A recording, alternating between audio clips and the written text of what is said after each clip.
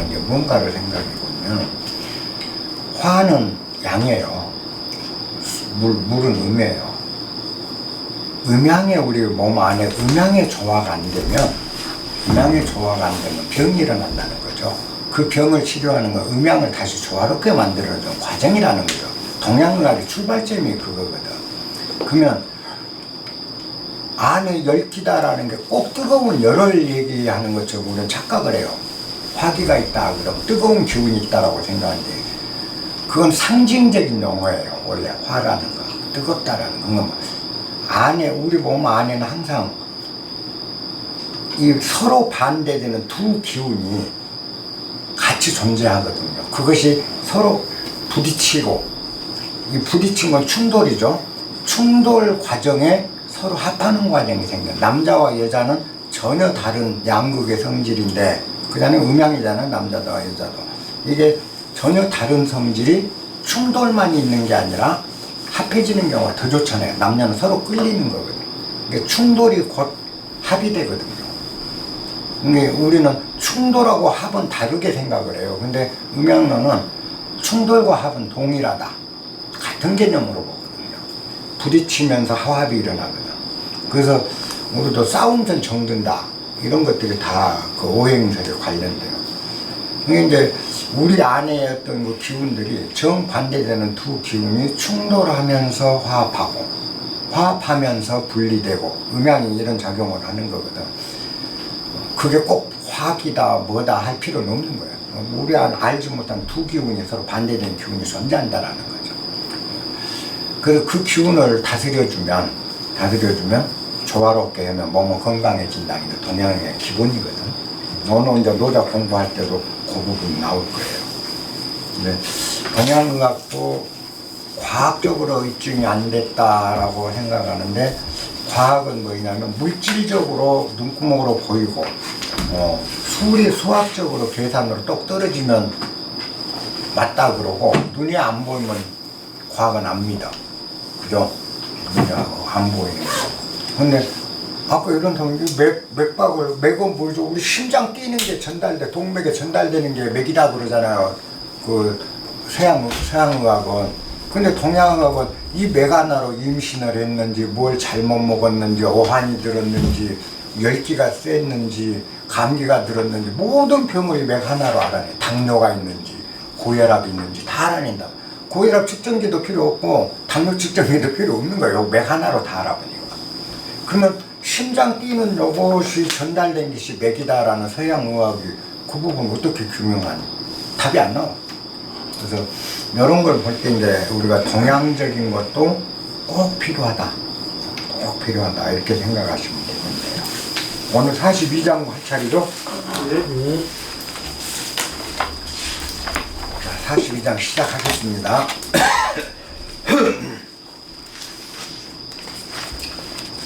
보통 이 42장을 볼 때 이제 그 형이상학적이고 뭔 소리인지 모르겠다 하는 대목이 사람들이 그 많이 하는 얘기입니다. 일단 읽어봅시다. 도생 1, 일생 2, 이생 3, 삼생 만물 그랬습니다. 도가 하나를 낳고 하나가 둘을 낳고 둘이 셋을 낳고 셋이 만물을 낳는다. 이제 그럴듯해요. 근데 뭔 소리인지는 모르죠. 한번 여러분 여기서 그 생각해보세요. 도가 하나를 낳는다. 하나가 둘을 낳는다. 둘은 셋을 낳는다. 셋이 만물을 낳다. 그러면은 도라는 게 뭘까요? 도가 하나를 낳고 하나가 둘을 낳고 둘은 셋을 낳고 셋은 만물을 낳다. 근데 그러면 도가 뭐냐? 도가 우리가 배우는 게 도덕경이니까 도인데 도가 하나를 낳다. 하나가 둘을 낳다. 둘이 셋을 낳다. 셋이 온 세상 만물을 다 낳다. 그렇다면 도는 도대체 뭐냐? 그죠? 한번 누가 얘기해 보시죠. 그럼 도가 뭘까요? 여기 이제 분명히 얘기를 해놨는데 도가 하나를 낳다. 하나가 둘을 낳다. 둘이 셋을 낳다. 셋이 만물을 낳다. 여기 뭔 얘기를 하는 건가? 만물의 근원이다. 만물의 근원이다. 또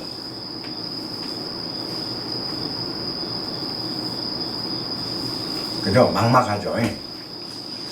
자, 도생일, 일생이, 이생삼, 삼생만물. 도가 하나를 낳고 하나가 둘을 낳고 둘이 셋을 낳고 셋은 만물을 낳는다. 그죠? 요게 이제 동양의 정확한 음양론입니다.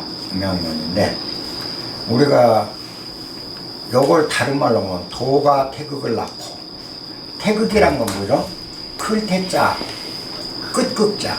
이게 그 우주가 빅뱅하기 전에 우리가 과거의 세계는 특이점이라고 그러죠. 빅뱅 이전의 상태를 특이점이라고 그러죠.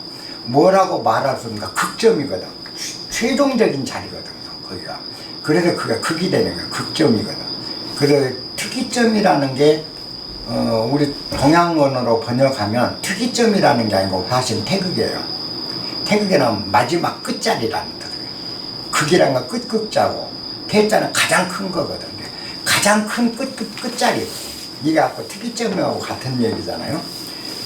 이 특이점에서 우주가 빅뱅하면서 우주가 형성됐다라는 게 현대 과학 이론이잖아요. 그러면 빅뱅 했을 때 맨 먼저 생긴 게 뭘까요? 우주가 빵 하고 특이점이 터지면서 이제 탁 생겨난다면 무엇이 제일 먼저 생겼을까 한번 생각해 보세요. 무엇이 제일 먼저 생겼을까?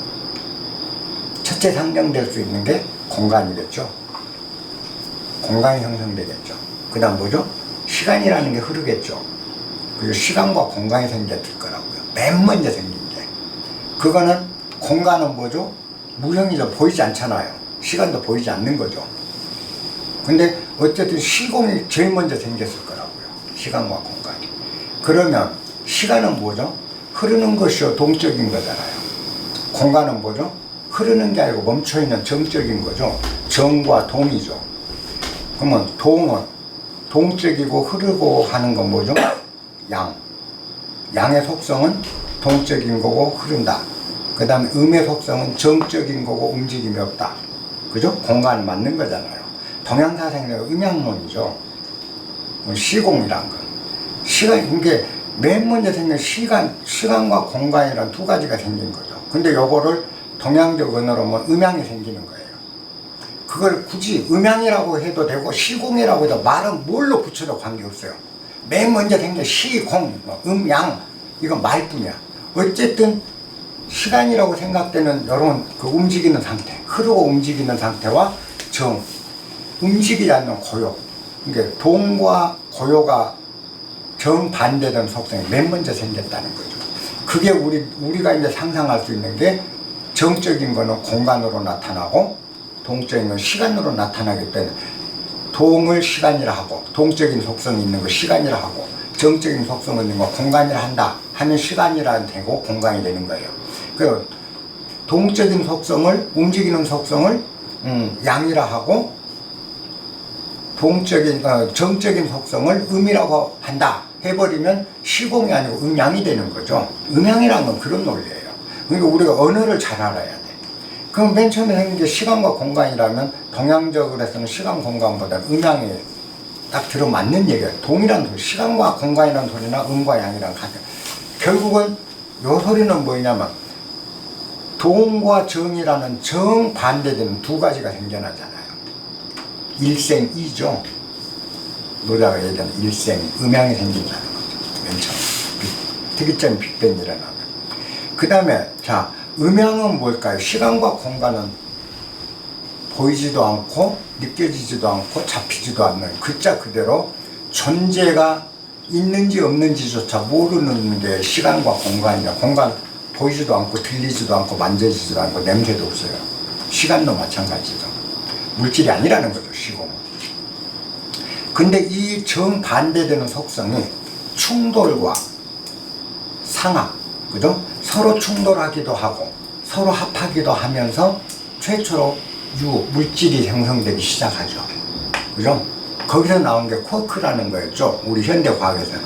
쿼크가 맨 처음 태어나고 이 쿼크 집단이 쿼크 상태가 암흑물질, 쿼크는 또 동적이에요.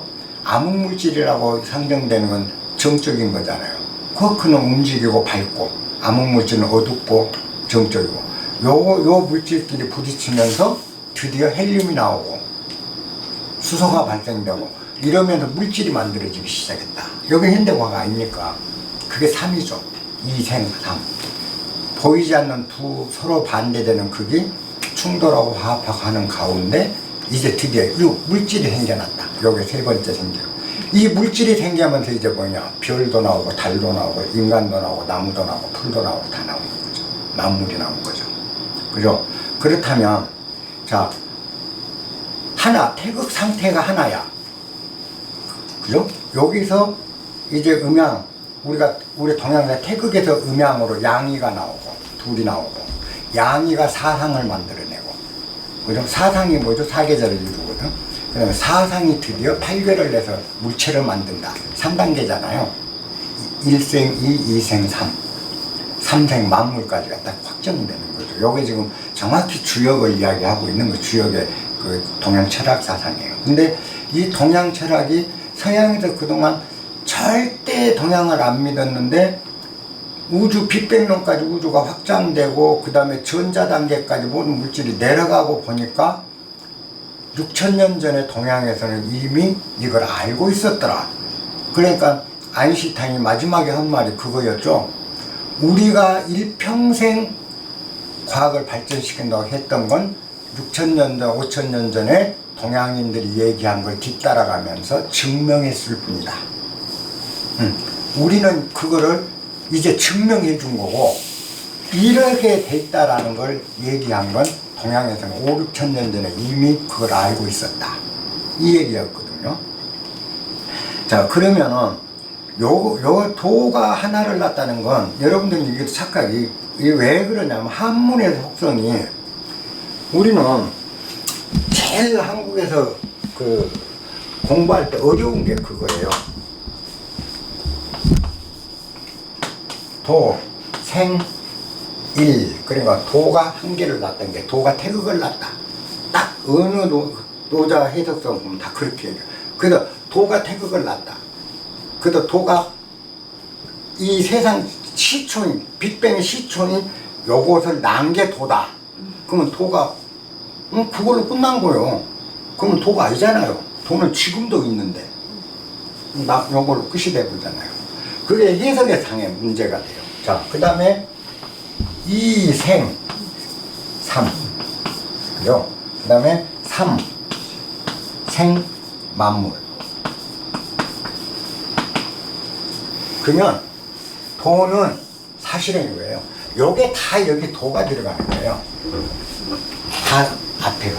도가 하나를 낳고, 도가 둘이 셋을 낳게 하고, 셋이 넷을 낳게 한다. 그러면 도라는 건 뭐죠? 세상이 이렇게 변해가는 과정, 그죠? 변하는 작용, 세상이 변해가는 작용 원리, 이게 도다는 소리예요. 그러니까 도가 태극을 낳다가 아니고, 도는 태극이 생기고, 태극이 아까 두 기운, 시공을 만들고, 시공에서 물질이 만들고, 물질이 드디어 만물을 분화시켜가는 이 과정, 그렇게 돌아가는 근본 원리가 도다. 그러므로 지금도 도는 작동하고 있는 거죠. 세상의 변해가 언제나 음양 변화에 의해서 우리도 나고 죽고 나고 죽고 계속 음양 변화를 하잖아요. 땅에 흐르는 물이 하늘로 올라가요. 그죠? 그 다음에 하늘에도 구름이 돼가고 놀다가 또 내려와요. 이렇게 계속 순환하고 있는 이 작용, 이 모든 세상이 돌아가는 작용 자체가 도다라는 소리거든요. 도가 태극을 낳고 태극이 둘을 낳고 이딴 소리가 아니라고. 그러니까 해석이 잘못되면 도가 꼭 태극을 낳은 놈이고 그걸로 도는 이제 갈 끝나버린 거예요. 그러면 도는 지금 없어. 있어서는 안 되는 거죠. 근데 사실은 도라는 거는 하나를 낳게, 하나가 만들어지는 과정, 거기에 작용하는 이 우주 작용 원리가 도다. 그리고 그 특이점이 시공을 둘로 벌려준 거, 하나가 둘을 낳는 거, 시공을 분리하게끔 하는 그 우주 원리. 그러면 도는 결국 뭐죠? 자, 하나가 빅뱅을 통해서 아까 시간과 공간을 만들었다. 그러면 요거 이제 음양으로 보자고요. 양과 그죠? 그러면 음양이 남녀가 서로 교류하고 상충하고 싸우고 하면서 세 번째 새끼를 낳잖아요. 그죠? 그렇듯이 음양이 이렇게 결혼을 하면서 이제 세 번째 상을 낳게 되는 거죠. 그러니까 그때부터 물질인 거죠. 이 물질이 나오면서 물질에서 또 분화가 되죠. 그러면 자 이렇게 하고 물질은 또 물질이 나왔을 때 물질은 홀로일까요? 물질은 항상 둘이죠. 정적인 것과 동적인 것 속성, 강한 것과 부드러운 속성. 그렇죠? 그럼 뭐죠? 자, 이제 공기가 생겨요. 그죠? 공기는 굉장히 부드럽고, 그죠? 굉장히 부드럽고 약해요. 공기보다 센 게 물이에요. 물은 공기보다는 단단해요. 그죠? 자, 물보다 단단한 게 바위야. 그죠? 암석이야. 이런 물질이 생기래요. 그럼 이렇게 이제 드디어 공기, 숨 쉴 수 있는 질소, 한산은 물질이 만들어진다는 거죠. 이 물질들. 그러면 이 공기를 구성하는 공기 안에도 음양의 조화가 항상 들어있고 물 속에도 음양이 있는 거예요. 물도. 그래서 물도 순환하고 물도 단단한 속성이 있고 부드러운 속성이 물이 같이 겸하고 있어요. 공기도 마찬가지입니다. 그래서 공기가 뭉치면 그 단단함이 총알로도 못 들어요. 물이 밀도를 높이면 대포를 쏴도 물이 안 뚫려요. 밀도만 높여버리면. 그건 뭐냐? 각각의 강과 유를 같이 갖고 있는 거예요. 모든 물질은. 근데 우리는 항상 강을 보거나 유만 보는 거죠. 다를 못 보는 거예요. 그래서 진실을 모르고 사는 거예요. 세상의 진실. 그러다 보니까 어떻게 되냐? 물은 부드러운 거야. 이걸로 끝나요. 그러면 물을 우리가 사용한 부드러운 데 외에는 쓸 수가 없어요. 근데 물이 굉장히 강한 측면도 있다라고 보면 물을 엄청나게 강한 물질로 전용해서 쓸 수 있는 지혜도 나오는 거죠. 실제 그렇죠. 물로 요즘 재단 자루는 칼보다 훨씬 잘 들잖아요. 물이. 그죠? 별걸 다 만드는 거예요. 그러니까 이런 발상이 뭐냐? 그게 발상을 잘하고 천재들, 그 발명의 천재들은 반대 측면을 반드시 볼 줄 알기 때문에 그래요. 빛을 볼 때 어둠을 같이 보는 거죠. 어둠을 보면서 빛을 보고, 왜? 빛 속에도 강유가 있어. 명암이 있다고요, 빛도. 우리가 보면 촛불을 켜봐요. 밝죠? 촛불을 이렇게 딱 양쪽에 불을 댕기다 켜놓으면 불이 밝아요. 근데 촛불이 다 밝을까요? 전체가?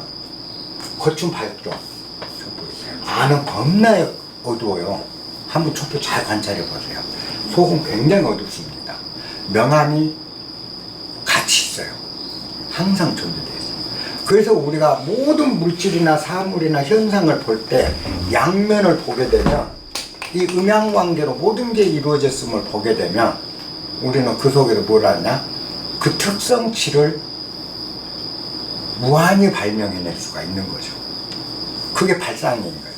그러면 이 대표적인 게 우리가 남자와 여자 이렇게 이제 비교하죠. 여자는 정적이고 부드럽고 온순하고, 남자는 동적이고 활달하고 폭력적이고 이런 게 있잖아요. 근데 여성 속에도 남성 기질이 있잖아요. 남성 속에도 여성 기질이. 그러니까 여가 음이고 남이 양인데 여성 속에도, 여성 안에도 다시 음양으로 나눠진다는 거죠. 성격도, 성품이나 안에도. 남자도 마찬가지고 호르몬도 그렇죠. 여성 호르몬과 남성 호르몬으로 구성돼요, 우리가.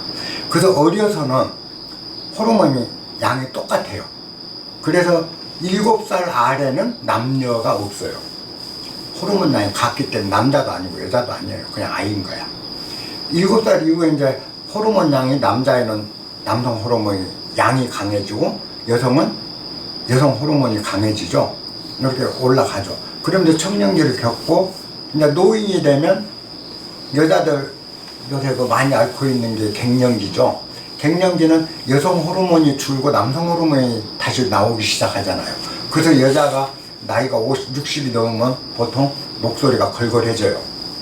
섹섹하고 그 섹시했던 목소리에서 남자처럼 굵어져요. 그리고 남자가 60이 넘기 시작하면 우렁우렁한 목소리가 여성처럼 가늘어지기 시작합니다.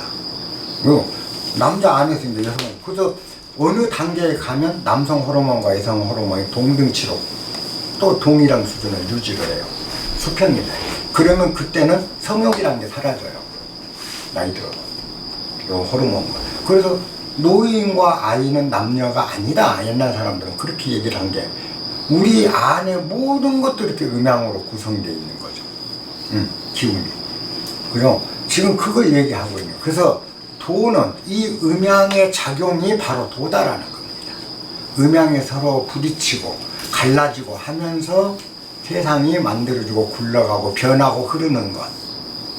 이게 바로 도다. 그게 도는 결국 음양이 상호작용하는 이 과정, 이 작용을 일러 도라고 보시면 돼요. 그러면 음양의 상호작용은 온 곳에 다 일어나고 있습니다. 우리 삶에. 그걸 지금 여기서 얘기해 준 거예요. 자, 그 다음 비들. 만물, 부, 이, 포양입니다. 그래서 만물은 부, 음을 등에 지고 포양, 양을 끌어안고 있다. 한쪽 면은 한쪽 면은 모든 사상, 이 세상 만물은 음양, 양면을 갖고 있다. 정반, 양면, 선악, 양면.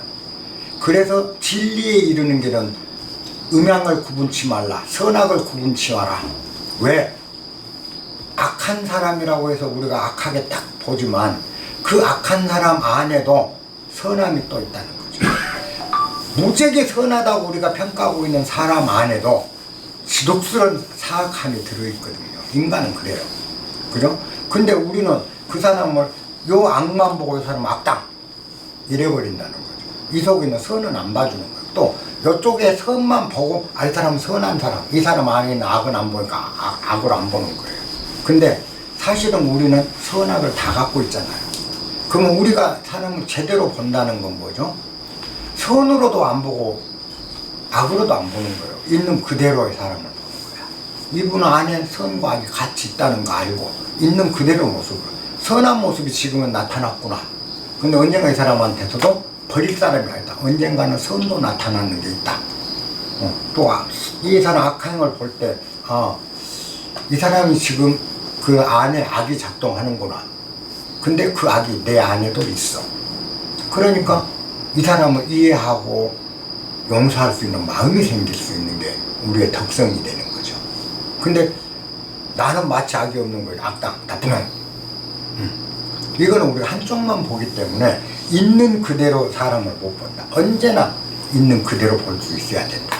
지금 보는 모습이 다가 아니라는 거죠. 그래서 모든 우리 인간에도 그렇듯이 부음 포양한다. 양면이다. 동전의 양면과 같다. 충기 이위화 그랬습니다. 충기는 부딪힐 충, 두 서로 다른 뭔지는 모르겠지만 서로 다른 반대되는 두 기운이 충 부딪힘으로써 화합을 이루어간다. 그 전에 내가 인문학 초기에 말씀한 적 있죠. 그 사주 갖고 얘기한 적 있죠. 궁합을 남녀 궁합을 볼 때 남자가 물이고 여자가 불이다. 그러면 둘이 물이 불을 꺼보니까 둘이 결혼하면 안 돼. 상극이라. 상극이라 하나가 뒤져. 결혼하지 마. 이렇게 얘기하면 물과 불은 상극이다. 그죠? 상극은 충이죠. 부딪힘이죠. 근데 사실은 이게 상극이 사실은 상생이었다. 너무 축축한 걸 말려준 건 불이다. 그럼 이건 상생이잖아요. 너무 뜨거운 걸 식혀주는 건 물이다. 그러니 물과 불이 만나면 너무 뜨거운 걸 물이 식혀주고 너무 축축한 걸 불이 말려주는데 왜 이게 나쁜 궁합이냐는 거죠. 그죠? 양면으로. 그래서 이게 나빠한다는 건 그 결혼 막으려고 한 짓거리밖에 안 되는 거야. 자, 궁합이 요런데 사실은 그 사주쟁이가 해줘야 될 얘기는 뭐였겠어요? 물과 불이 만났네. 세상은 다 그런 거야. 다 이렇게 되는 거야. 그래서 물이 불을 끄불듯이 부부 생활을 하면 하나를 꺼트리고 하나를 희생시키는 거잖아.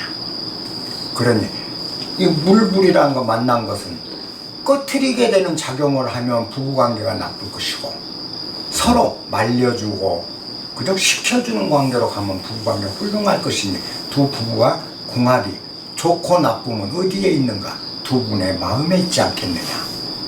이 결혼 궁합을 보고 할 게 아니고 여러분 마음가짐을 그렇게 가지면 요게 서로 말려주는 상생의 관계로 가서 부부관계는 너무나 아름다울 것이요, 상극의 관계로 여러분들이 간다면 그 부부관계는 파탄이 될 것이다. 모든 사주는 이와 같은 사주 보러 가지 마라, 얘기할 수 있는 거잖아요. 원리가 그렇잖아. 그죠? 그렇지 정반 낭면이 항상 충기 부딪혀. 그래서 상극은 부딪힘이요, 상생은 화음인데, 상극이 있고 상생이 있는 게 아니라 상극 자체가 언제나 상생을 품고 있고 상생에는 언제나 상극이 품어질 수 있다. 그래서 화와 복은 화 따로 복 따로 있는 게 아니고 언제나 화, 복은 같다. 그 복이란 말이 화고 화라는 말이 복이라는 거예요. 그래서 복 이면을 보면 화가 있다. 화 이면을 보면 복이 있어요. 그래서 화가, 내가 화라고 화가 왔다고 생각될 때 이 화를 복으로 돌리는 방법은 뭐겠어요? 내 마음작용이죠. 내가 그 화를 어떻게 받아들이고 어떻게 좋게 그 화를 내가 수용해 갈 것인가에 따라서 화가 복이 될 수 있잖아요. 그 다음에 내한테 온 복을 잘못 쓰면, 그죠? 잘못 쓰면 재앙이 되버리잖아요. 화가 따로 복 따로 있는 게 아니고 화와 복도 언제나 동전의 양면. 화가, 여러분들은 복이 오거나 좋은 일이 생기면 좋다고 즐기는데 나 중도는 절대 안 그래요. 아무리 나한테 좋은 일이 있어도 나는 하고 이렇게 호들갑 떨어본 적도 없고 좋아하질 않아. 왜? 복이 왔을 때 나는 굉장히 엄숙해져요. 이게 내가 하기에 나름에 따라서 이 복이 더 큰 화로 작동될 수도 있다. 그렇기 때문에 이걸 함부로 경솔하게 좋아하지 않고 경계를 한다는 거죠. 이 복이 잘못 관리됐을 때 뒤에 가져오는 건 이 복보다 더 큰 화가 일어난다는 걸 알기 때문에 복이 왔을 때는 겸손해지고 화가 왔을 때는 기가 죽는 게 아니고, 이 화가 내가 어떻게 하느냐에 따라서 더 큰 복으로 바뀌는 걸 알기 때문에, 그죠? 화가 왔을 때 절망하는 게 아니라 더 내가 겸손하고 더 작아지는 노력을 하는 거죠. 그렇게 되니까 화도 복도 없어요. 내 삶에는 솔직히 화도 복도 없어. 언제나 같아요. 한결같아요. 근데 우리는 화가 오면 이건 화야, 한쪽밖에 못 보여. 화 한쪽 면만 보고 있는 거야. 사실은 이게 화라는 게 따로 있고 복이 따로 있는 게 하나예요. 하나인데 이쪽 면은 화고 이쪽 면은 복이로 보이는 거예요. 시각이. 모든 언어는요, 선도 악도 마찬가지예요. 이렇게 보면 선같이 보이는 이쪽에서 보면 악이거든요. 그죠? 그래서 선이란 말이 악이란 말과 동일하고 악이란 말이 선이란 말과 동일해요. 이 언어벽을 넘지 못하면 성경을 봐도 성경이 안 보이고 불경을 봐도 불경이 안 보이고 노자를 봐도 노자 안 보여요. 그리고 도를 봐도 도가 알 길이 없어요. 언제나 양면이에요. 세상. 그래서 좋아할 일도 없고 싫어할 일도 없는 거예요. 정말 그래서 요걸 일러서 하나다. 그죠? 그 기독교는 하나님이에요. 하나. 진리는 하나예요. 양면이 아니라는 거죠. 선악이 아니라는 거죠. 사탄과 하나님이 아니라는 거예요. 하나님의 반면이 사탄이고요, 사탄의 반면이 하나님인 거예요. 그래서 하나는 하나인 거야. 언제나 하나예요. 그래서 이걸 우리가 그죠, 오직 하나, 오직 하나 이렇게 얘기하는 이론론인 거죠. 근데 기독교인들이 잘못 알고 있죠. 기독교는 이원론이야. 하나님과 사탄 이원론이다 그래요. 천만에. 왜? 내가 오늘 성경을 갖고 온 이유가 있어. 우리나라 한글로 된 성경을 제가 안 믿어요. 왜냐하면 성경 로마 그 라틴어로 써진 성경을 영어로 번역했고, 영어로 번역한 걸 중국에서 한문으로 번역했고, 한문으로 번역된 걸 가지고 주문부 신부가 한국에 와서 번역한 게 한글 성경이잖아요. 그죠? 그러면 중국어로 번역될 때까지 또 무수한 오류가 있는데 중국어로 다시 한국말로, 노자 여러분들이 지금 공부한 게 얼마나 번역에 오류가 많은지 보셨잖아요. 그게 얼마나 믿음성이 있는 성경이냐, 그죠? 네, 이 성경 맨 첫 때가 기독교인들이 얘기하는, 과연 기독교는 이원론인가 이원, 기독교는 선악 이원론이라고 그러는데, 맨 앞에 창세기만 내가 한번 그 원문을 우리말로 고쳐가면 됩니다. 태초에 상제께서 천지를 창조하셨다. 그때 대지는 공허하고 혼돈했으며 아직 대지라는 형체가 존재하지도 않았다. 흑암이 어둠과 어둠이 시면 속에 잠겨서 어둠과 빛이 혼돈으로 그 시면 속에 잠겨서 상제께서는 그 위를 운행하셨다. 그렇게 나와요. 그러면 태초에는 뭐죠? 모든 것이 혼동으로 혼재된, 음양이 혼재된 태극 상태를 상징한 거잖아요. 그 태극 상태를 하나님이 영이 그 위를 흘렀다라는 거죠. 그 태극 상태가 변화의 흐름, 그죠? 유행한다는 건 이쪽 변화해 가는 걸 이해한다. 그 변화하면서 변화했다. 그때부터 하나님 인격신으로 바뀌어요. 원리신에서 하나님께서 빛이 있으라 그랬거든. 빛이 있으라 하자 빛이 생겼다. 상제께서 빛을 보니까 좋았다. 그래서 빛과 어둠을 둘로 나누었다. 이렇게 나와요. 전말이에요. 그건 뭐죠? 처음에 하나님이 태극 상태는, 태극은 음양이 혼재된 상태죠. 우리 동양에서. 아까 혼돈 상태죠. 모든 흑암이 혼돈 상태야. 그 상태에서 이 혼돈 상태가 흐르면서 뭐죠? 변화가 생긴다. 그래서 빛과 어둠이 생겼다. 빛은 뭐죠? 양이요, 동적이죠. 어둠은 음이요, 정적이죠. 그죠? 그래서 우리는 정적일 때 잠을 자잖아요. 음양론입니다. 이원론이에요. 그러면 요걸 합쳤을 때 원점은 뭐죠? 태극이죠. 그러면 하나님은 뭐겠어요? 아까 도일생이, 하느님은 이렇게 해서 그 어둠이, 이제 어둠과 빛이 나온 데서 그 다음에 하나님이 만들어낸 게 뭐였죠? 물과 하늘과 땅을 만들죠. 천지로 갈르죠. 이때부터 물질이잖아요. 하늘도 보이고 땅도 보이는 물질. 하늘과 땅을 그 다음에 땅만 만들었냐? 물과 땅을 또 나누잖아요.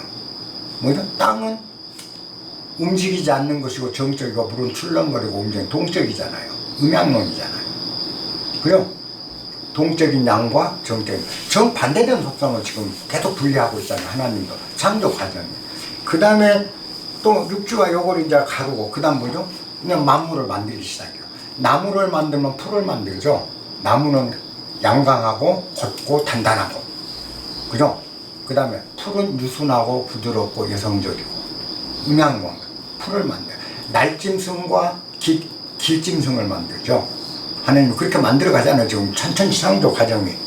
그러면 날짐승은 날아다니고 하늘에 떠있고 동적이고 양이고, 땅에 붙어있는 길짐승은 땅음에 해당되는 음이고, 음양으로 또 나누죠.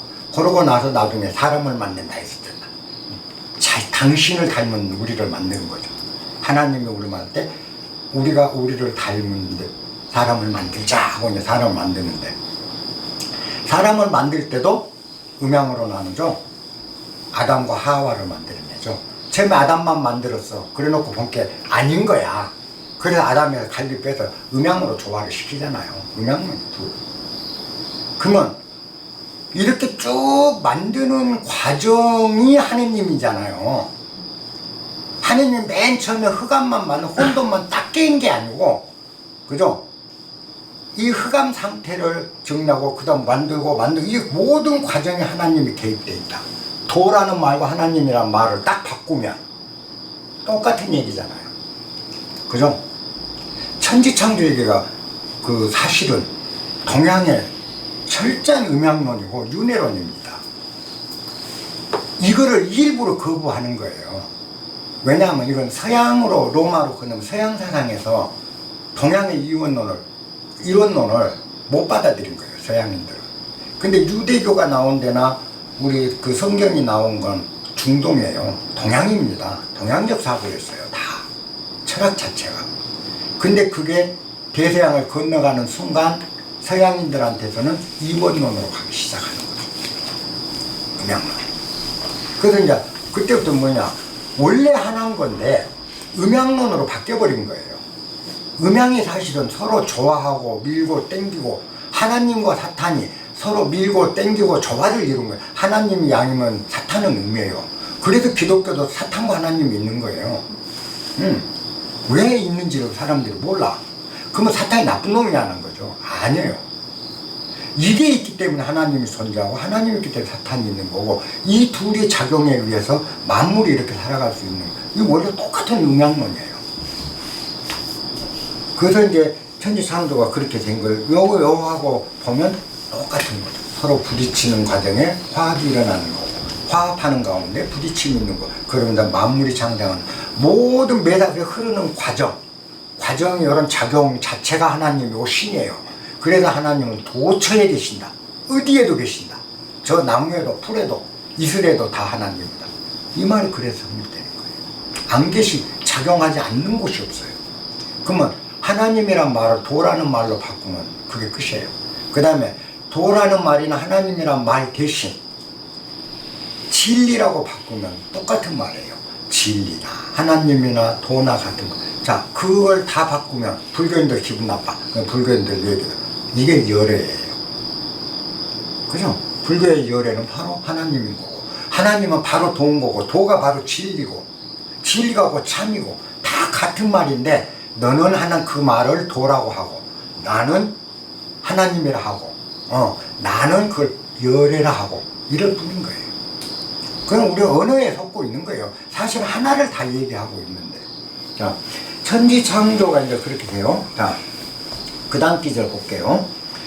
인지소악. 사람들이 싫어하는 것들. 사람들이 싫어하는 것은 유, 고, 과, 불고. 외로움과, 그죠? 부족감과, 불고. 그죠? 배고픕니다. 사람들이 대부분 다 싫어하는 것은 고는 고와 외로움, 홀로, 그죠? 외로움과 과는 부족감. 항상 우리 부족감이 시달려. 항상 돈도 부족해, 시간도 부족해, 나는 어째 여가도 부족해, 내 삶은 뭔가가 빠져, 지식도 부족해. 이걸 부족감에 우리 시달려요. 그 다음에 세 번째, 불고. 먹을 거 없을까봐, 굶어 죽을까봐, 입을 옷 없을까봐, 항상. 그게 불고기예요. 자, 그래서 외로움과 부족감과 식량, 양식 걱정을 하는 게 사람들이 싫어하는 거다. 그런 것들을 우리가. 그런데 왕공, 이위청 그랬습니다. 왕들은 옛날 왕들은 그것을 왕의 호칭으로 삼았다. 자, 외로움, 이게 꼭 나쁜 것이냐? 그렇게 나쁜 것이라면 왕이 왜 호칭으로 삼았겠는가?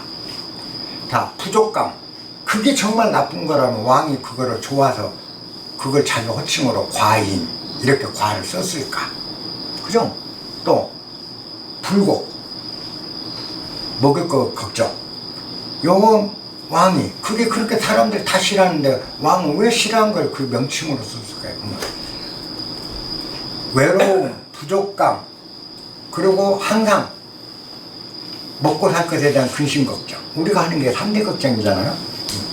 요것에 대한 것이 사실은 외로움이 아니라는 거죠. 우리는 외로움은 나쁜 것 일반적으로 하는데 외로움 안에는 음양이라는 거예요. 한쪽을 이렇게 보면 그게 외로움인데 저렇게 보면 넘쳐나는 충만이에요. 그래서 이 음양의 진리를 알고 나면 넘침도 부족함도 없어요. 외로움도 충만도 없어요. 항상 여유해. 그러니까 도인들이 처연한 거예요. 부족감도 안 느껴요. 그러니까 예수 같은 분이 뭘 먹을까 뭘 입을까 걱정하지 마라. 날아가는 새들도 누가 입혀주기를 했냐. 들에 핀 백화파 걔가 길사만적 봤냐. 그런데도 저렇게 이쁘지 않냐. 그래서 그러잖아요. 불곡 걱정하지 마라. 불곡이라는 게 식량 없는 상태라는 거 어찌 보면 우리가 보면 나쁘다라고 생각하는데 식량 없는 상태가 식량이 넉넉한데 우리는 착각하고 있을 뿐이에요. 식량이 없다라고. 왜? 우리가 비축하는 것만이 식량으로 생각하기 때문에 내 집에 싸는 것만이 내 입에 들어갈 수 있는 양식이라는 착각을 하기 때문에 저 세상에 널려있는 식품을 아무도 눈여겨보지 못하는 거예요. 그러니까 늘 배고픔에 시달려요. 저 널려있는 돈들이 눈에 띄질 않는 거예요. 내 집에 갖다 놓은 것만이 내 돈이라고 생각해요. 그잖아요. 돈 천지가 돈에 딸려있고 천지가 재물이고요. 천지가 황금덩어리인데 우리는 몰라요. 땅속 어디를 파보세요. 그 섬진강 모래 가서 채로 쫙 쳐보세요. 사금 엄청 나와요. 금, 세상에 널려있는 게 금이에요. 내 집에 있어야 금이라는 착각인 거죠. 식량도 마찬가지라고. 우리가 꼭 집에 싸면. 그러니까 예수님 보여. 왜 싸놓으려고 하냐. 뭘 그래 걱정하냐. 네가 저 하늘에 날아간 새만 또 못 오냐. 들에 띈 백합만 또 너 못하냐. 그것들도 저렇게 찬란하게 사는데 뭔 걱정하고 살아. 네 집구석에 갖다 놓은 것만이 네 거라고 생각하는 바보짓을 하니까 늘 부족감에 허덕이고 늘 외롭고 그죠? 그런 거 아니야. 그러니까 그래서 옛날 성인이 다스리던 시절에 성인 왕들은 니들이 불고 너들이 과 부족하던 등의 이 부족감, 외로움 이런 것들 이 모든 것들이 사실 넘치는 것인 걸 알라. 그러고 나는 그 부족한 너희들과 함께 하겠다 라는 마음으로 과인은 이렇게 과를 썼고 과인은 뭐예요? 부족한 사람은 이란 뜻이잖아요. 임금이 과인은 뭐예요? 짐은 짐자는 뭐 시리에 빠질 짐이거든요. 시리에 빠진 사람이란 뜻이거든요.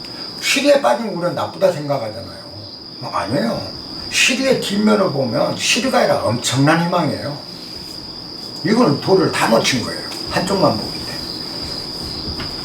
자, 그래서 이런 것들이 다 도가 깃들어 있는 거죠.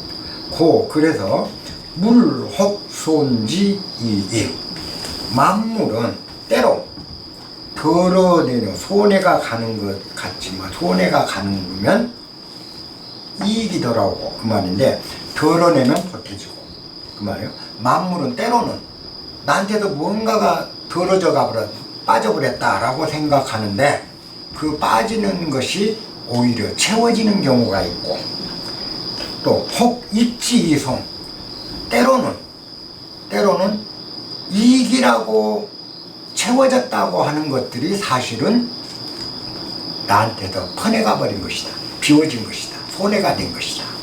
그러니까 지금 나한테 온 이익이라고 하는 것이 때로는 이익돼서 온 것처럼 보이지만 요게 이익이 아니라 나한테 손해고 때로는 나한테 손해인 것 같은데 손해로 왔다고 생각했는데 요것도 잘 들여다보면 사실은 그 이면에는 엄청난 이익이 들어있다는 거예요. 왜 좀 손해보고 이익 본 것에 연연하느냐.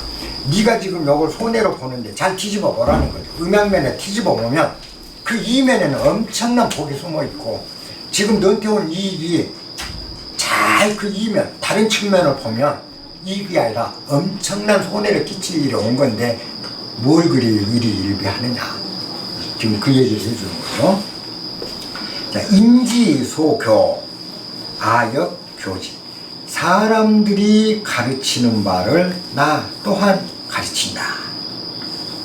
그러니까 뭐냐, 그 사람들이 세상에 가르친 것처럼 많은 가르침들을 주는데 노자 나도 여러분들한테 많은 가르침을 지금 가르치고 있다.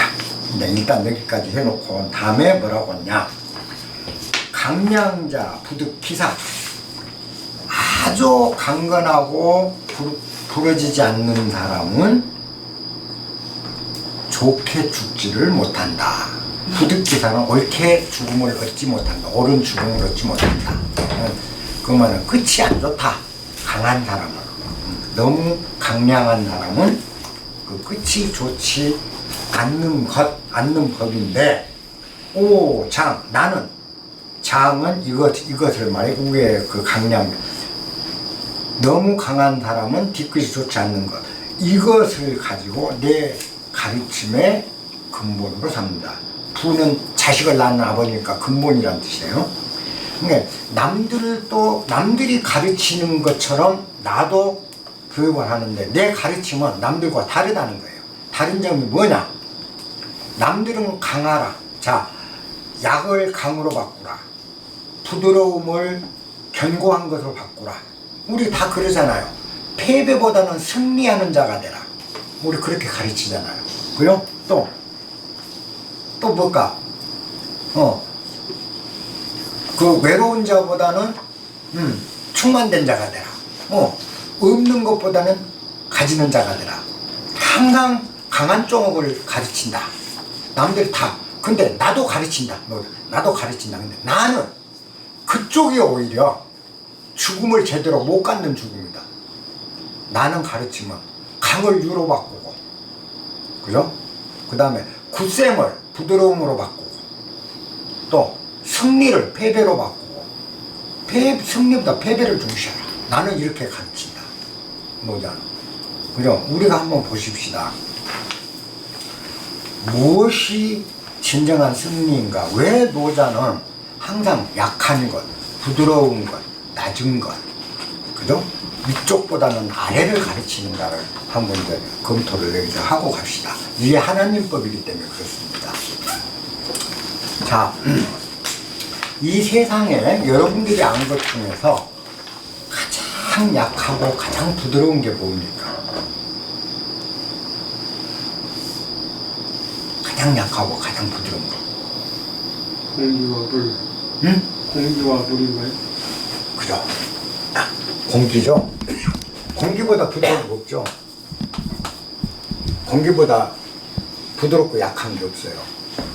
그래서 이거는 어디든 비집고 들어갈 수 있어요. 어디든 침투가 가능하고. 그죠? 공기가 없는 곳은 없어요. 다 채워져요. 그건 뭘 얘기할까요? 강하고 단단한 거는 항상 제동이 걸리죠. 어디든 못 들어가요. 아무데도 못 들어가요. 항상 제동이 걸려요. 그런데 공기는 안 들어간 곳이 없어. 소쿠리 속에도 바구니 속에도 뭐 어디든 다 들어가요. 공기. 근데 공기보다 더 약한 건 흔히 말하는 무예요. 무는 유 속은 어디든지 다 들어있을 수 있어. 쇳덩어리 속에도 공간이 항상 있어요. 무는. 그래요? 무는. 그렇듯이 약한 곳일수록 광범위하게 퍼져요. 약한 것일수록 훨씬 강한 힘을 갖고 있어요. 어디에든 존재할 수 있는 거예요. 우리가 강하면 강할수록 세상 살기가 좁아져요. 공기를 보면 금방 깨달을 수 있는데 우리는 이미 눈을 잃어버렸어요. 공기 하나를 보면 우리 삶의 이치를 알 수 있는데, 우리가 왜 낮아지고 왜 부드럽고 왜 약하냐고, 부드러운 게 약한 게 더 좋은지를 잊어버렸다고. 높은 것이 좋은 게 아니라는 거 우리는 다 잃어버린 거예요. 눈구멍을 다 빠져버린 거예요. 봉사가 되어버렸어요. 뻔히 보면서도 이런 이 자연의 현상을. 자, 공기보다 무겁지만 그래도 공기보다는 못하지만 또 아주 부드러운 게 물이잖아요. 노자가 사랑하는 물. 물은 부드럽기 때문에 흙 속에 어디를 파도 수분은 잠재되어 있어요. 비가 오면 땅속으로 보면 다 스며들어가요. 어디든 스며들어가요. 이렇게 우리가 사람 마음에서 마음속으로 여러분들이 스밀 수 있는 비결이 뭘까요? 당신이 내 마음속에 스며들어오고 내가 하나님 마음속으로 스며들어가고 할 수 있는 내가 되려면 강한 자여야 될까요? 부드럽고 나끈나끈한 자여야 될까요? 높은 자에서 힘주는 자일까요? 겸손하게 늘 낮은 자리에 임하는 자일까요? 그죠? 답은 뻔하잖아요. 물이 어디든 흙 속이고 어디고 다 스며들어. 나무같이 딱딱한데 나무 속에도 물은 스며들어요. 철, 입자, 분사도 안에는 무래요. 사람 몸뚱이 세포로 다 있는데 이 세포를 갖다 전자현미경으로 보면 우리 세포는 망망대해에 떠있는 섬이에요. 여기 안에 전부 물이에요. 물이 못 들어가는 거죠. 근데 물보다 공기는 더 들어가요. 공기는 더 잘 들어가요. 그러면 우리가 살면서 내가 네 안에 들어가고 네가 내 안에 들어올 수 있는 비결이 뭐냐라는 거예요. 근데 우리는 누구도 수용 안 하려고 그러잖아요. 밀어내잖아요. 왜 밀어내게 됐을까요? 우리가 이 부드러움의 도를 놓친 거예요. 유의 도. 여러분들이 진정한 잘남은 뭐죠? 모든 세상 사람들 마음에 물이 땅에 스며들듯이 모든 세상 마음 속에 스며들어갈 수 있는 나. 그보다 더 큰 자존심 있나요? 여기서 조금 했다가 죄송합니다. 이게 자존심 상하, 그렇게 상하나요? 내가 모든 사람 속에 스며들 수 있는 나. 엄청난 자존감이잖아요. 그잖아요. 그런 자존감 있는 사람은요, 거지 앞에서 나보다 못한 제 애기 앞에서도 미안해, 죄송합니다. 얼마든지 할 수 있어요. 근데 그럴 자신이 없으니까 뭐라고 상대방한테 호령하는 거예요. 잘난 게 아니에요. 그냥 자기 못남을 증명하는 거예요. 그죠? 공기처럼 내가 모든 사람 마음에 스며들고 모든 사람을 품을 수 있다면 그런 공기처럼 부드러운 내가 돼서, 그죠? 형체가 없어지고 내라는 존재에 내세우고 잘난 척 할 게 아니고 이럴 수만 있다면, 그런 나라면 그런 내가 얼마나 위대해요. 그런 위대하기 때문에, 그렇게 크기 때문에 아무리 남들이 천하다고 깔보는 사람한테도 항상 차분하게 고개 숙여주고 항상 인사할 수 있는 내가 능이 될 수 있는 거야. 근데 그럴 자신이 없어.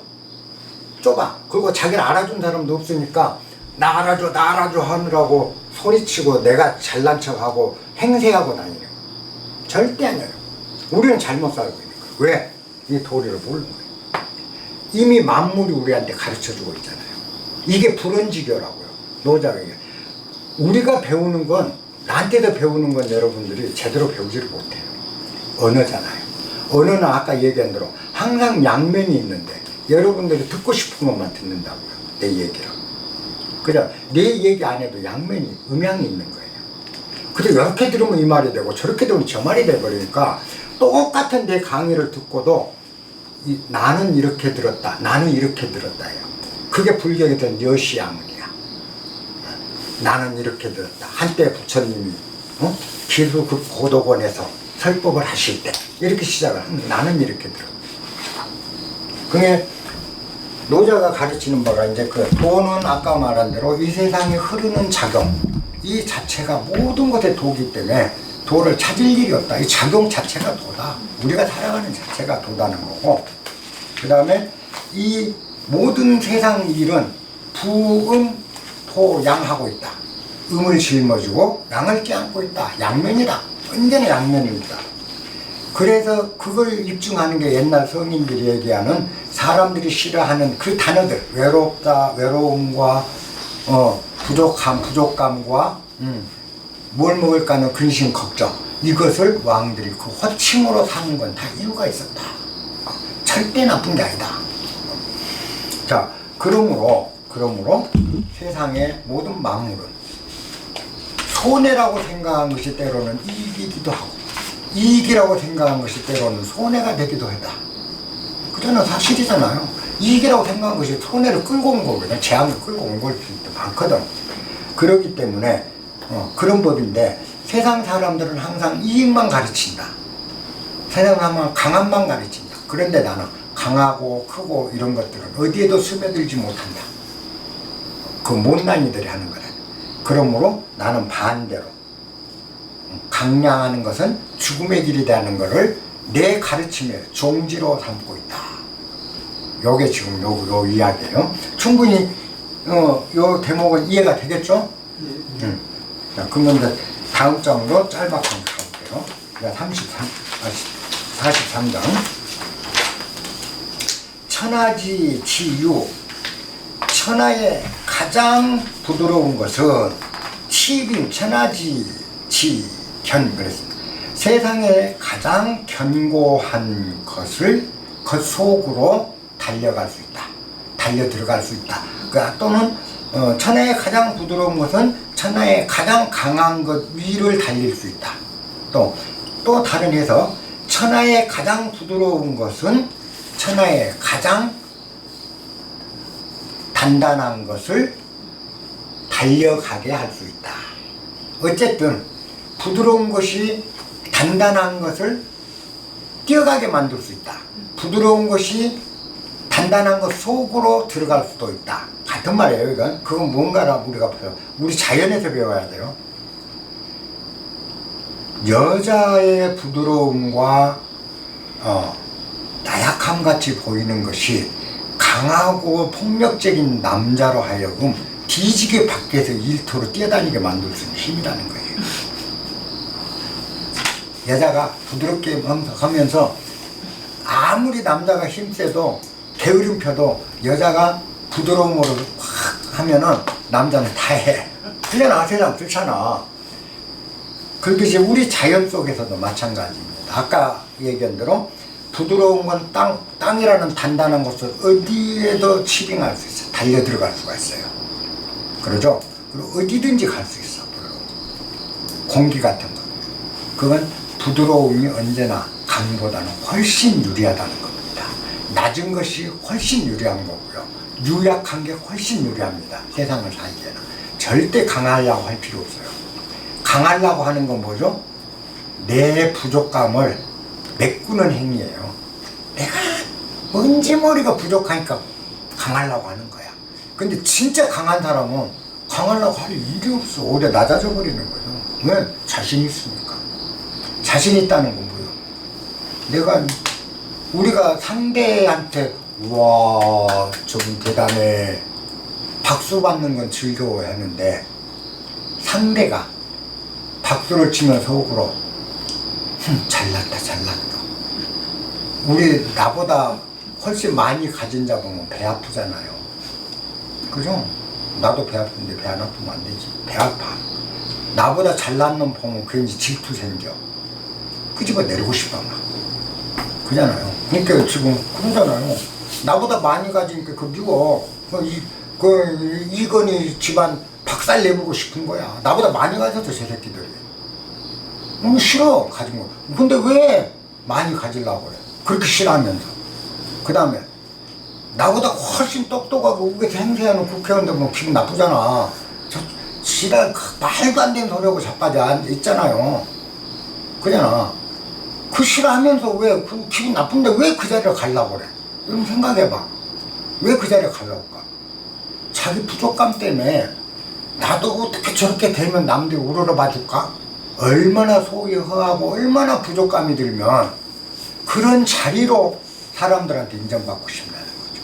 그런 돈으로 사람들한테 인정받고 싶어요. 그 돈이라도 가져야 인정받을 것 같으니까 돈을 흠모하고 권력이라도 가져야 인정받을 것 같으니까 권력을 흠모한다는 건 그만큼 내가 자신감이 없다라는 소리예요. 진짜 자신 있는 사람 아무것도 부러운 게 없어요. 부러울 필요도 없고. 뭐가 부러운 거야 세상에. 그죠? 그러면 정말 그런 자신 있는 건 뭐죠? 내가 사람을 얻으면 그 사람이 가진 걸 다 얻잖아. 내가 이병철을 얻어버리면 이병철의 돈이 다 내 돈 되잖아요.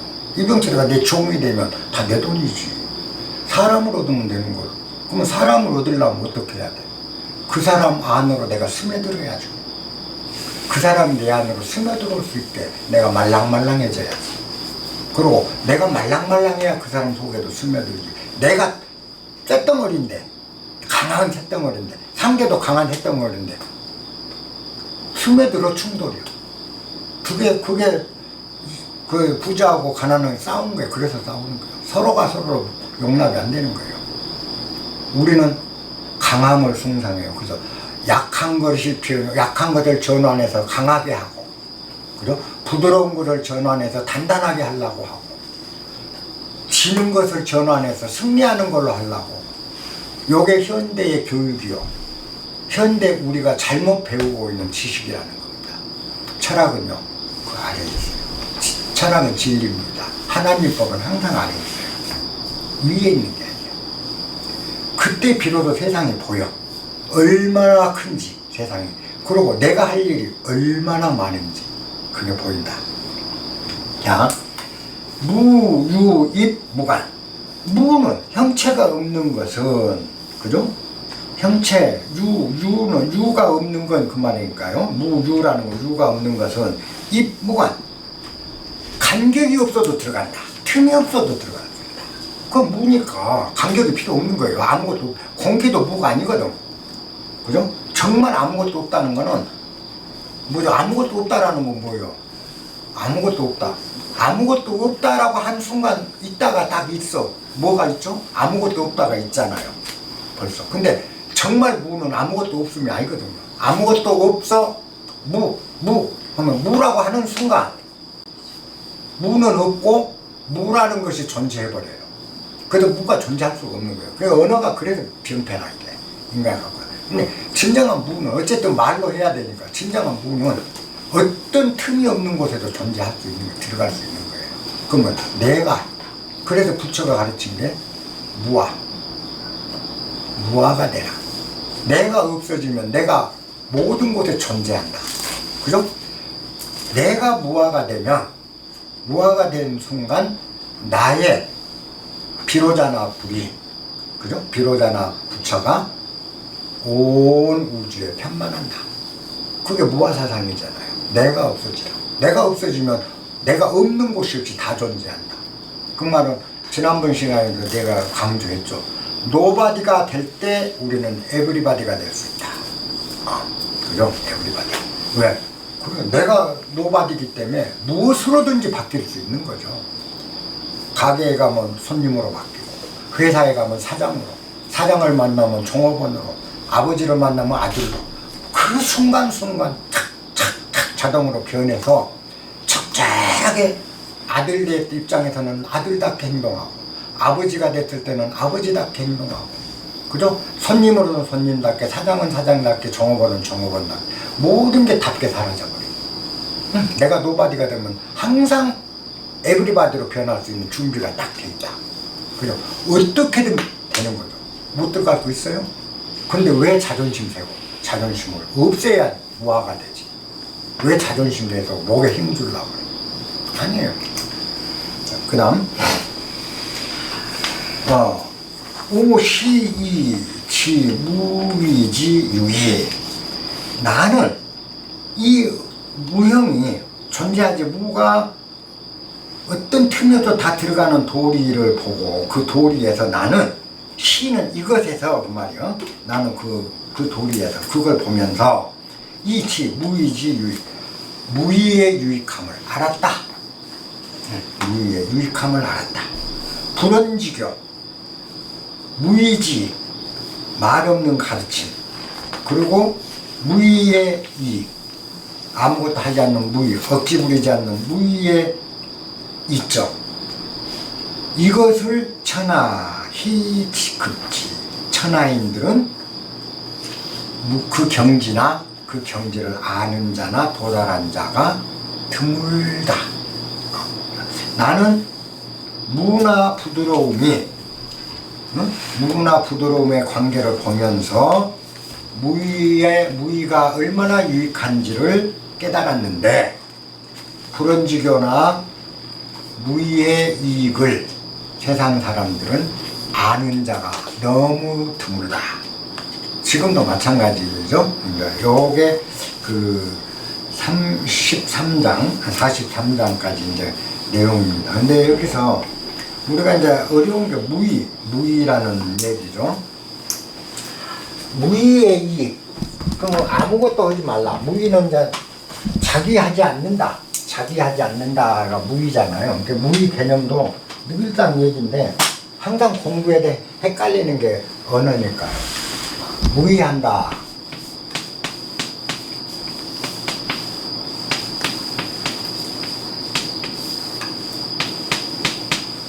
무의라는 거는, 요 글자가, 무의는 결국 무슨 글자가 줄어들었냐면, 원래 이게 넉자예요.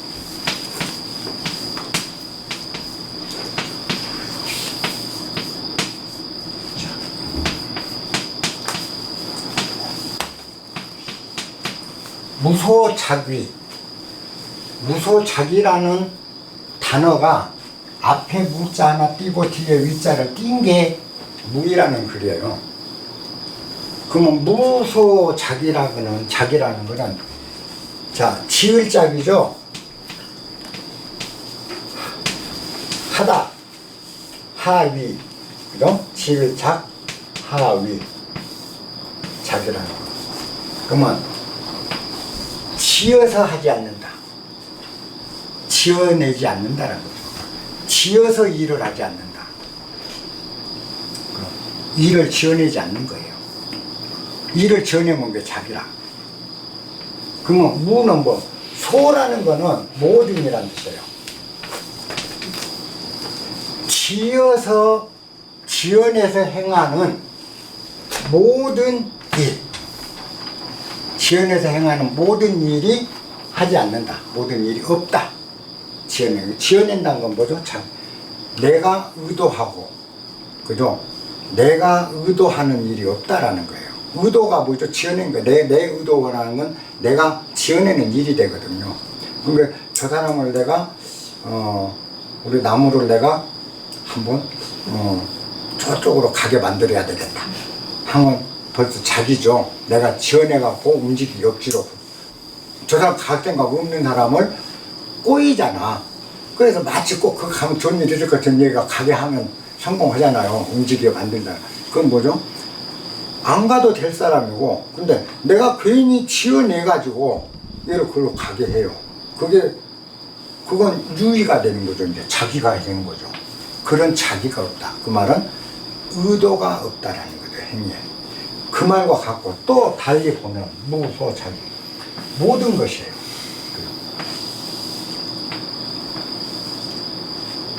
무소작위는 뭐냐? 모든 일을 다 하는 것도 무의예요. 그러니까 무의는 아무것도 하지 않는다는 뜻도 되지만 무소작위. 무소작위란 말은 뭐죠? 무엇이든지 할 수 있다.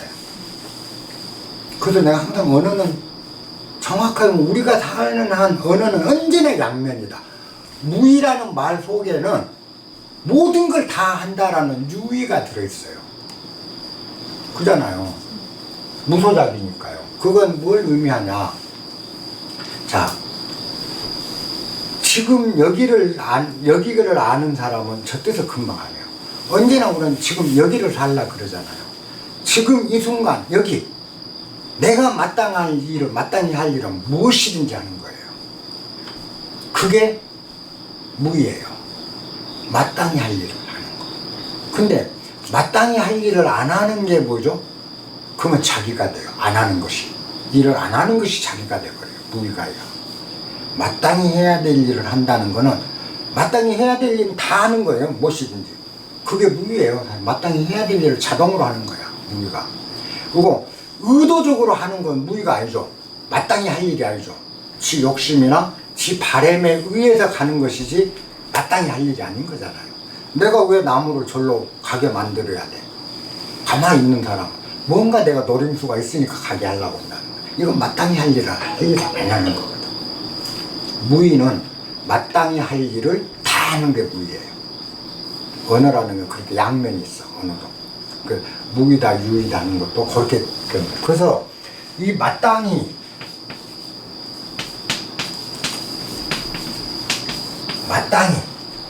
이게 굉장히 중요한 거예요. 이게 중요해요. 마땅히 할 일을 하는 게 중요해요. 중용을 따로 추구할 일을 마땅히 할 일인가 아닌가만 판단하면 항상 중용인 거예요. 그 자리가.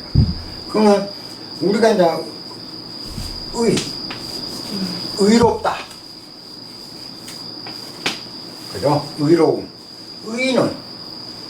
의의 진정한 뜻은 우리가 우리가 의도 이런 말들을 알려면 그래도 정확히 한문을 해야 되는 건데 의자에 대한 설문 해석이 있어요. 설문이란 책에 중국의 옛날 고대에 써진 책인데 한나라 때 써진 책인데 중국 글자 하나하나가 가진 본래 의미를 의미가 무엇인가를 해설해놓은 저기 설문일자라는 책인데 거기 보면 의는 의라는 놈은 그 말 의는 의자 의야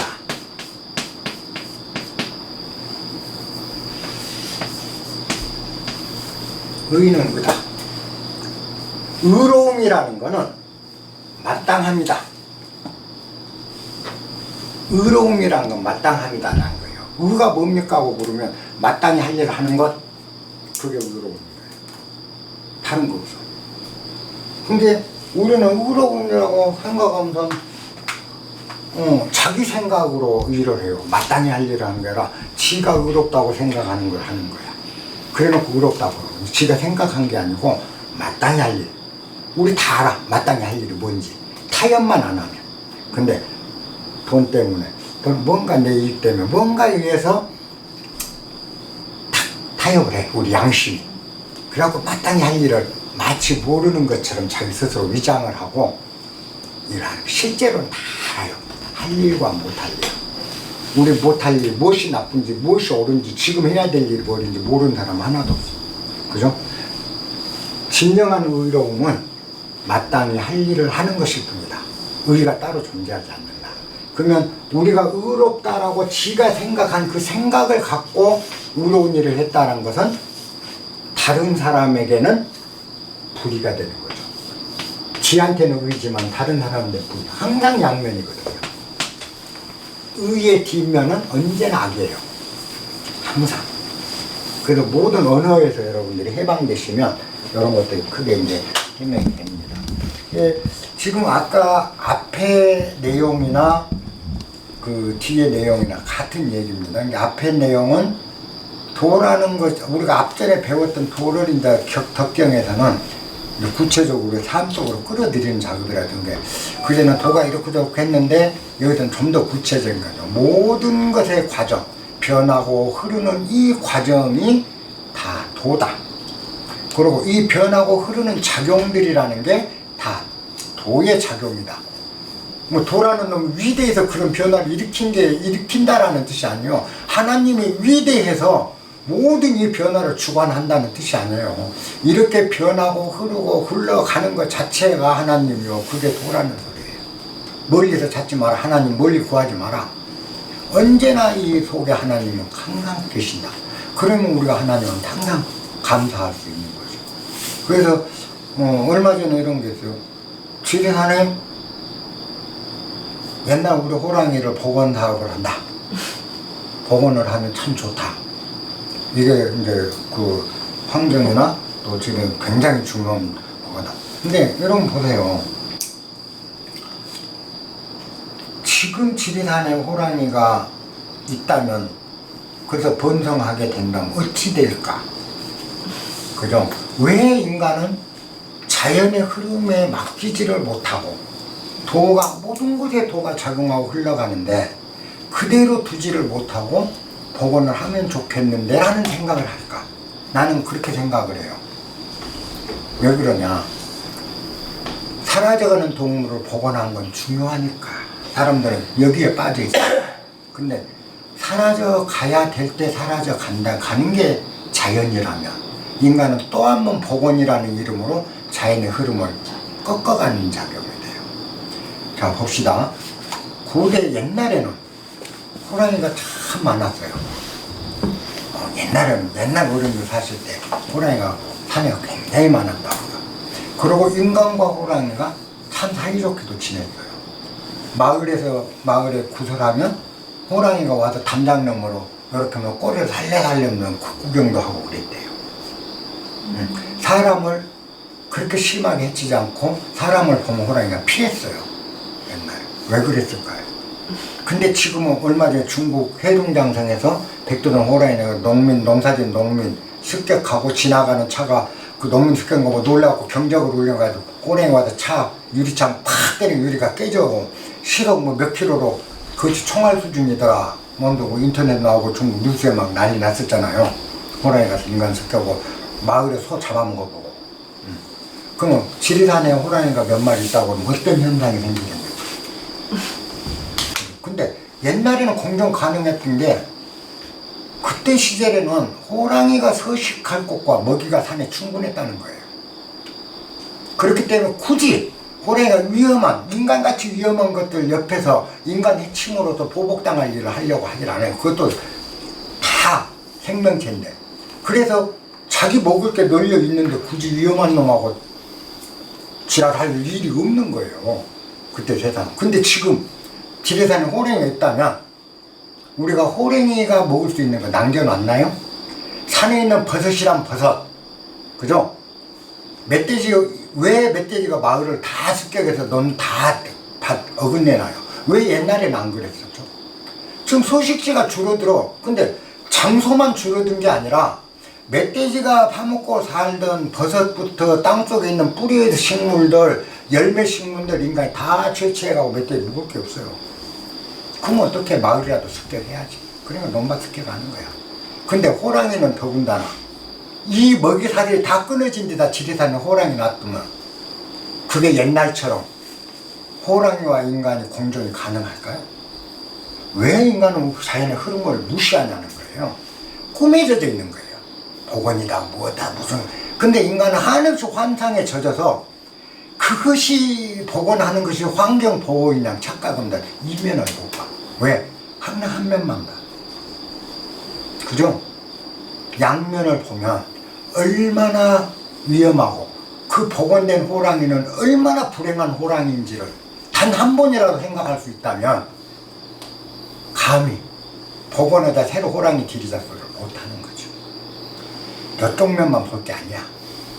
과거에 있었던 게 사라져서 못 보니까 이제 구경거리가 사라져서 참 그런 것도 있으면 좋을 텐데 자연에 그런 것들 좀 함께 사는 모습 마치 세상에 보면 참 함께 사는 거 아름다울 텐데 이 꿈에 젖어서 이면에 도달인 자연의 흐름을 그리고 이 지구의 흐름이 이미 이렇게 바뀌어버렸지만 이 흐름에 맞는 새로운 동물, 새로운 종이 정착할 수밖에 없는 이 현실을 무시하는 도에 어긋나는 이게 자유예요. 이게 자기야. 함부로 환경운동하고요, 함부로 단체운동하고, 함부로 주장하고, 함부로 떠들면 안 되는 거예요. 정말이지 우리는 겸손하게 봐야 돼, 세상을. 아름답게 보려면. 그래서 이제 아름다운 사람, 미운 사람이 없어져야 돼요. 너도 아름답고, 너도 아름답고. 그 아름다움 속에도 미움이 있고. 그죠? 그래서 네 미움도 아름다움으로, 너의 아름다움도 미움으로. 그러면서 내가 너 안에 스며들고 네가 나한테 스며들 때 세상이 아름다워지는 거예요. 그리고 자연이 흘러가는 걸 막지 말고 자꾸 복원한다고 하면서 자연의 흐름을 막는 것이 자연을 파괴하는 것이지 진정으로 자연 사랑하는 거 아니거든요. 그래서 언제나 양면. 그래서 제가 그전에 한번 말씀드린 적이 있죠. 동양 사상의 모든 사상은 주역의 음양론의 기초를 두고 있다. 노자의 도교 사상도, 공자의 유교 사상도, 그 다음 기독교의 하나님 사상도, 불교의 부처님 사상도 100% 다 음양론에 기초를 두고 있다. 모든 사상이 그렇게. 그래서 불교도 최종적으로는 불교는 항상 둘이 아니다. 이론론이잖아요. 기독교 항상 하나님 하나잖아요. 이론론. 그죠? 그리고 동양사는 마찬가지. 근데 이론이 물질계로 들어오면 이원화된다. 음양으로 이원화되면서 모든 물질계는 언제나 정반 양면입니다. 양면입니다. 그래서 우리가 하나만 보면 결코 진실을 알 수가 없다. 요걸 여러분이 명심하시면 돼요. 마지막은 불 하나만 예를 들고 이제 보는 눈을 키우라고. 불은 여러분들이 불이라는 건 뭐로 생각하는가 생각해 봅시다. 불. 불 하면 여러분들이 생각하는 불은 무엇이 불입니까? 밝은 거. 뜨거운 거. 밝은 거. 공간을 가득 채우는 거. 태우는 거. 그죠? 불은 뭔가 뜨겁고 밝고 태우는 거. 불 하면 그게 끝이에요, 우리는. 그죠? 근데 우리가 보고 있는 불을 우리는 얼마나 봤느냐는 거죠. 불에 대해서 우리는 얼마나 알고 있느냐. 그잖아요. 사실 맨날 보는데도 모르거든요. 근데 진실로 불이라는 거는 뜨겁다, 뭐다 우리가 보이고 느껴지는 걸로 평가하면은 그 부분의 상자예요. 근데 불은 그보다 훨씬 큰 넓이라 범위가 크다는 거죠. 그 우리는 언제나 자기 상으로 이것이 불이다 하면서 불의 실체를 다 놓쳐버렸어요. 근데 불은 특성치를 한번 봅시다. 불은 첫째 뜨거운 것, 그요 하나. 그 다음 밝은 것, 불. 셋째 태우는 거. 위로 올라가는 성질 있는 것. 불은 언제나 태우는 위로 가요. 그죠? 위로 올라가는 성질. 또 화려한 거. 화려한 것. 그 다음 언제나 어딘가에 붙어 있어야 돼요. 나무에 붙어 있든 장작에 붙어 있든 촛불에 붙어 있든 불은 붙지 않으면은 존재할 수 없는 나. 어딘가에 붙어야만 존재할 수 있는 것. 그게 불이에요. 그죠? 또 그 다음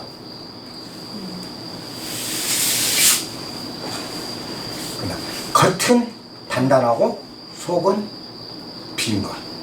겉은 밝고 속은 아까 어둡다고 그랬잖아요. 그게 불이에요. 자, 우리가 알고 있는 지금 이렇게만 써도 불인. 그렇다면 이 모든 것을 합해야 불인데 이 외에도 속성이 너무 많거든요. 자, 그죠? 불은 인간의 눈이기도 해요. 왜냐? 인간의 눈은 불이 없으면은 보지를 못해요. 불과 인간의 눈은 밀접한 관계가 있어요. 그래서 우리가 귀는 빛이 없어도 들어요. 코도 빛이 없어도 냄새 맡고, 입도 감각도 정신도 빛이 없어도 아무 상관없어요. 꼭 빛이 필요한 건 눈이라고. 눈은 불과 뗄 수 없는 관계가 있어요. 그래서 불의 속성은 눈의 작용을 일으키는 원인 물질이에요. 불이 없으면 눈은 인간에는 봉사예요. 다. 인간 다 장님이에요. 인간이 인간으로 볼 수 있는 건 불 때문이다. 이 불의 작용이에요. 이런 작용도 불의 속성이라는 거예요. 그러면 우리가 불의 범위가 벌써 얼마나 넓어지나요? 내가 알고 있는 불에서 이미 엄청나게 커지기 시작하는 거예요. 근데 그것뿐만이 아니거든요. 우리 안에 있는 답답함도 불이잖아요. 그죠? 우리 안에 있는 답답함. 속에다 불이 나네 그러잖아요. 화기. 그래서 우리가 생각할 때 불하면 우리가 세상을 보는 건 항상 그런 식으로 이게 다야, 이게 다야 항상 그러는데 내가 다라고 생각했던 것들이 하나하나 따지면 어마어마하게 범위가 커져요. 넓어. 그래서 내가 본 게 다가 아니다. 내가 알고 있는 게 다가 아니다. 여러분들이 알고 있는 불은 불이 아니었던 거예요. 불의 한쪽 그만큼 쪼가리만 알고 요게 불이야 불이야 불이야 하고 여러분들 불에 대해서 다 아는 것처럼 행세하고 살았어. 근데 불뿐만이 그러겠어요. 물도 그러죠.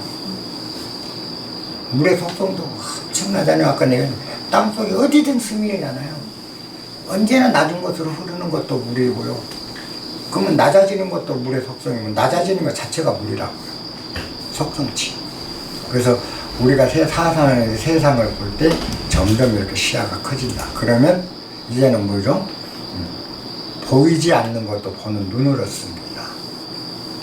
불이 보이지 않아도 불을 볼 수 있는 건 뭐죠? 불의 속성. 그죠? 내가 불같이 화를 내면 그것도 불이잖아요.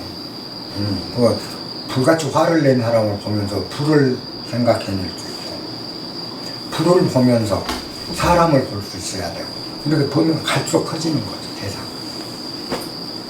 오늘 여기까지 하겠습니다. 질문 있으면 해주시고요.